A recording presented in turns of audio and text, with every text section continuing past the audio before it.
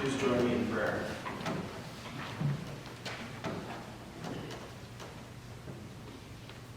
Holy Spirit, we ask your continued presence in our lives and in our community, that you would guide the steps that we take and the ways that we grow and change. Amen. So you might be feeling a little bit of deja vu in that we talked about the Transfiguration like 2 weeks ago. And actually, the intent this Sunday was to have a different version of Transfiguration from 2 weeks ago. And I realized I messed up. It was the same version from 2 weeks ago. But that's okay. Because there are some differences in the details of other versions of the Transfiguration story. But I'm not going to focus on those details in any particular way. I'm going to look at the story of Transfiguration itself again. But this time, we're going to look at it from another direction. So 2 weeks ago, I talked about how Jesus is up on the mountaintop, and he ends up being up there alone.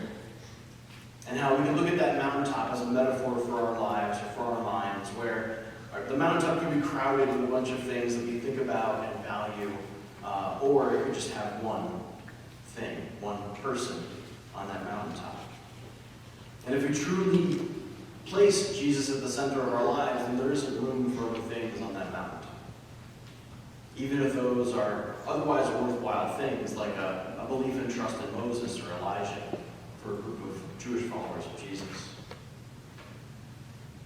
But the aspect of Transfiguration I want to talk about this morning is Transfiguration as miraculous change. That Jesus goes up the mountain and he is transfigured. He is transformed in front of his 3 disciples that he brought with him. And I want to look at that miraculous transformation, sort of look at how it affects us and what it reflects about us in our own lives. What can we take from that? The gospel, the good news itself, is about change. I don't think there's any way that someone touched by the gospel, someone who really hears and receives the good news, I don't think there's any way for them not to be changed by it. For them to remain the same that they were before they heard about it. It isn't the kind of thing that you calmly consider, weigh the pros and cons, and then sort of go back to your life the way it was before. It's possible to do that, but what I would say is if you're able to do that, then it hasn't really gotten to you yet. You didn't hear it in its fullness. It didn't strike you directly. It kind of deflected and glanced off. Jesus is talking to Nicodemus about an aspect of the gospel, and Nicodemus is confused. Or maybe he's confusing the issue as a way to try to deflect it. But he comes across as kind of taking Jesus literally. Jesus says, you must be born again from above. And Nicodemus is like, well, how would you go back into the womb and be born again if you're old? Which is kind of missing the point. I feel like this happens sometimes when people decide parts of the message to take figuratively or to take literally. Sometimes it's a way to let ourselves off the hook, or it's a way to put someone else on the hook. And we're kind of selective about those things. And so here, Nicodemus is a highly educated person who knows a ton of Scripture. And so I think he's being a little bit evasive here. Because Jesus said you must be born from above, and then Nicodemus takes it literally in a way that makes it sound absurd. But Jesus goes on and he clarifies, no, I'm not talking about born of the flesh, because flesh comes from the flesh. I'm talking about being born of water and of the Spirit, because Spirit comes from the Spirit. And just like the Spirit, people who are born of the Spirit are free and are unpredictable. Like you feel the wind blowing, and you don't know where it originates, and you don't know where it's going to end up. You just sense its movement around you. And Jesus says the Spirit is like that. You can't be sure where it originates. You can't be sure where it ends up. But you feel its movement in your life. You feel its movement through you. And after a bit, I think Jesus gets a bit frustrated with Nicodemus. Calls him out and says, you're a leader and a teacher of Israel, and you don't already understand these things? Jesus is talking to him about earthly things, trying to use metaphors, like birth, like the wind. And he's talking to him about these metaphors, and he's not getting it.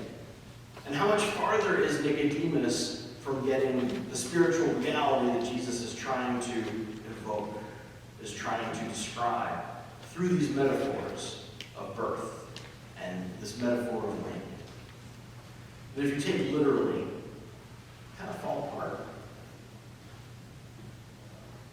Nicodemus, I think, also reflects a common thing that I hear when he talks about how can you go back into the womb after you've already grown old and be born again. What I see reflected there, and what I hear, I've heard this a lot of times from various people in various contexts, is this idea that basically old people don't change. Has anyone heard this before? That I've heard this from people who would consider themselves older. I've heard this from younger people. I've heard this said in frustration. I've heard this said as a triumphant way to deflect a question. This idea that at a certain point in life, you just get to this point where you're not going to change. You're set in your ways. You think what you think, you do what you do, and that's the end of the story. And I wonder about this.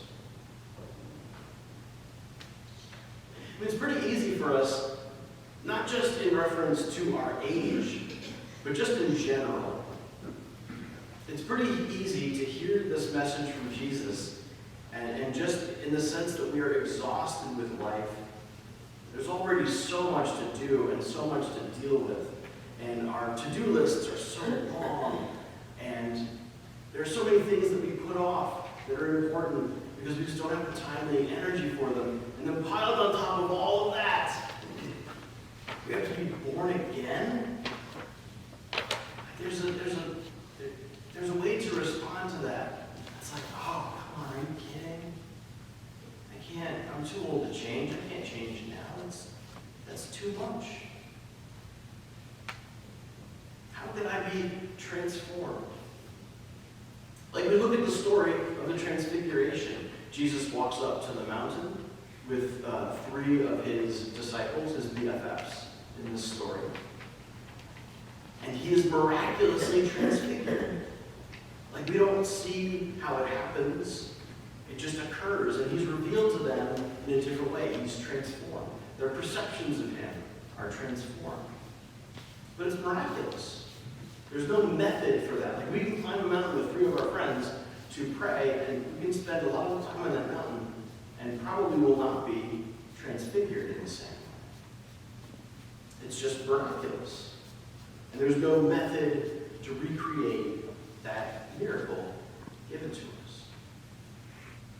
And so this idea that we have to be born again, that we can be transfigured, it's easy for it to seem insurmountable.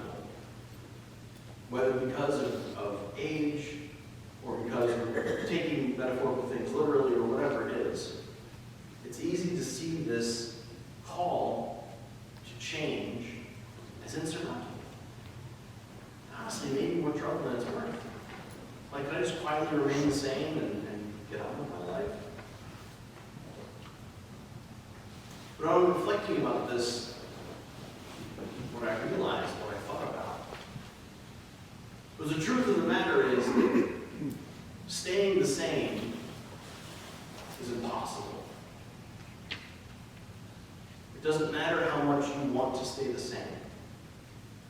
You cannot.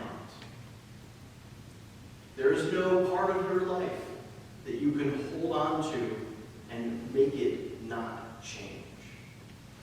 Not your body, not your brain, not your personality, nothing. And so the reality in which we live is that we are perpetually being transfigured. We are perpetually being born again, whether we choose to be or not. And all the things we look to in ourselves that we thought of as unchanging, change. This was actually discovered a long time ago. In particular, looking at the brain. When I was a kid, I don't know about you, when I was a kid, I was basically told that you get the brain cells you get. Like, by the time you're an adult, by the time you're about 25 years old, your brain is done growing, and it's set. And that's what you get. And so if you have, like, a brain injury, or you do something stupid that kills some brain cells, those brain cells are gone. They're not going to come back.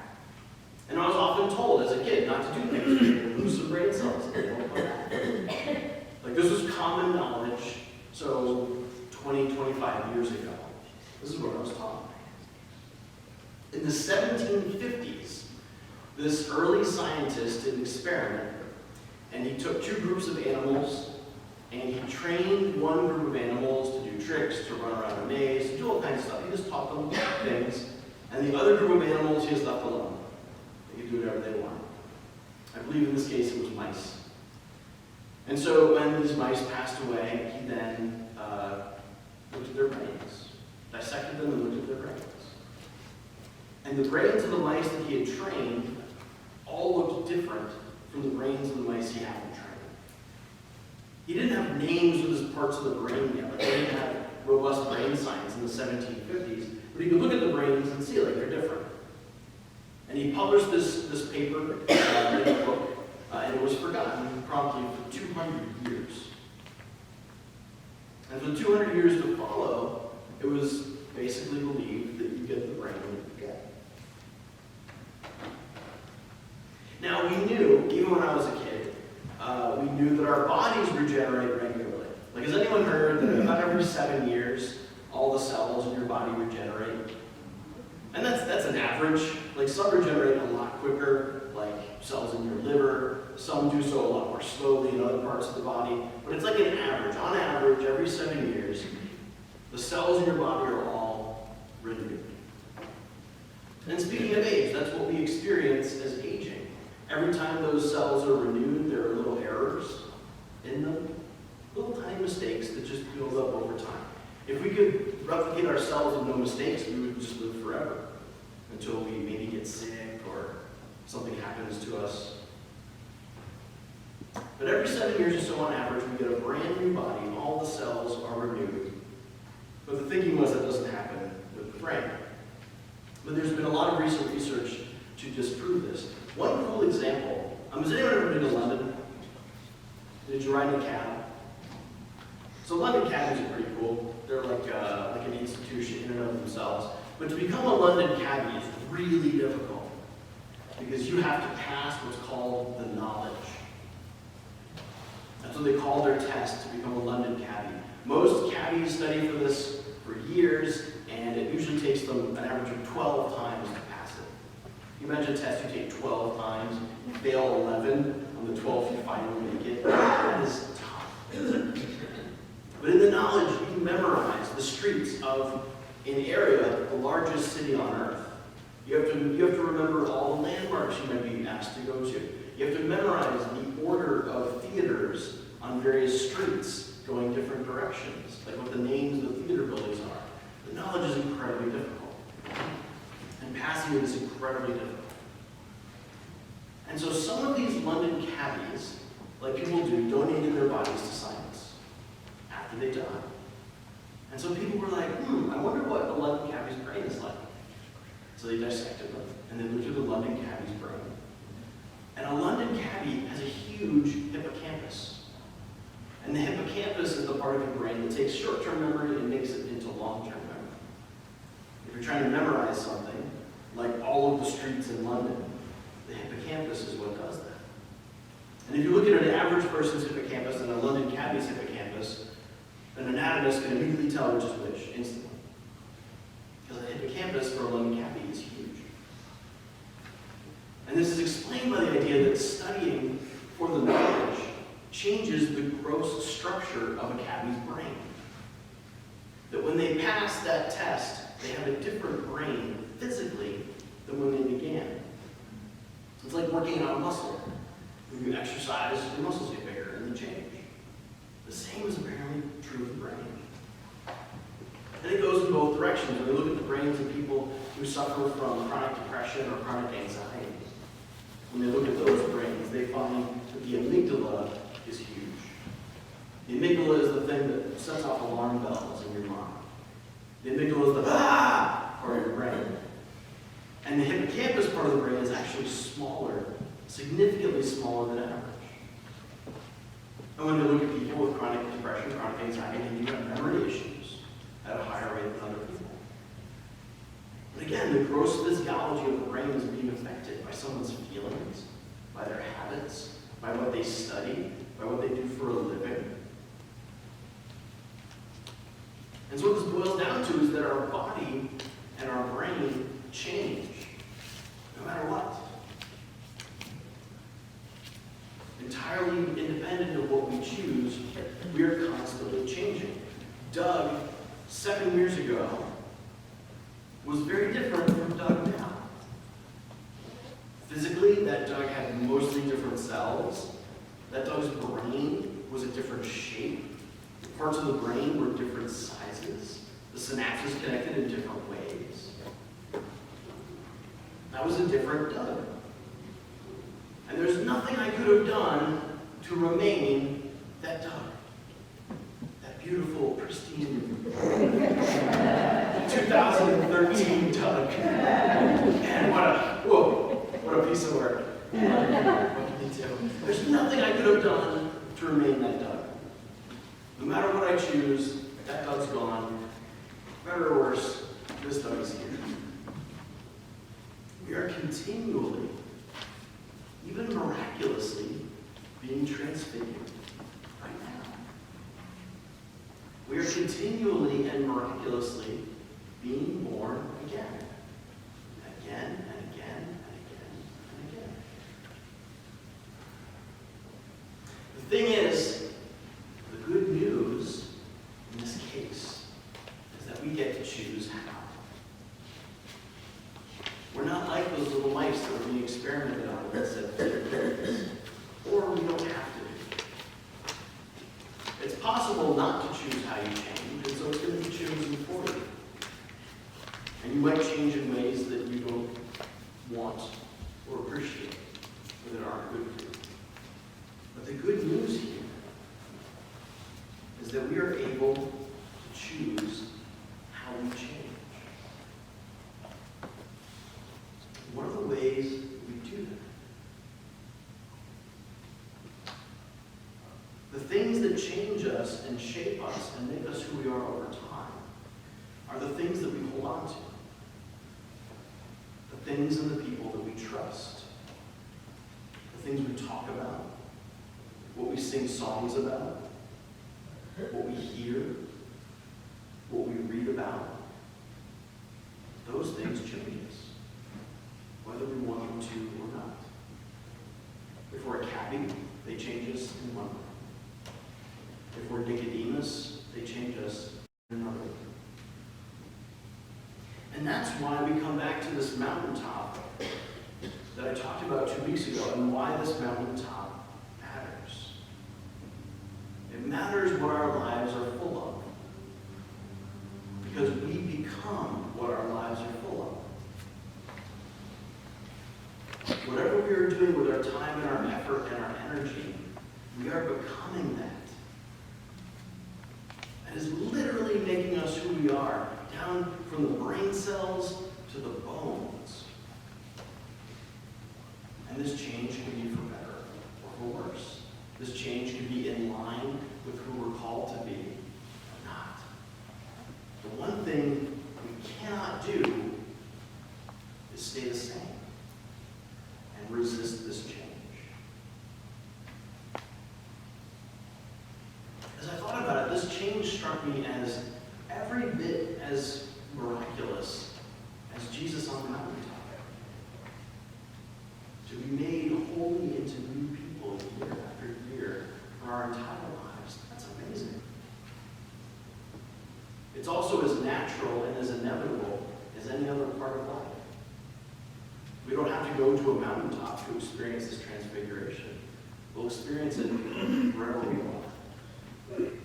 are.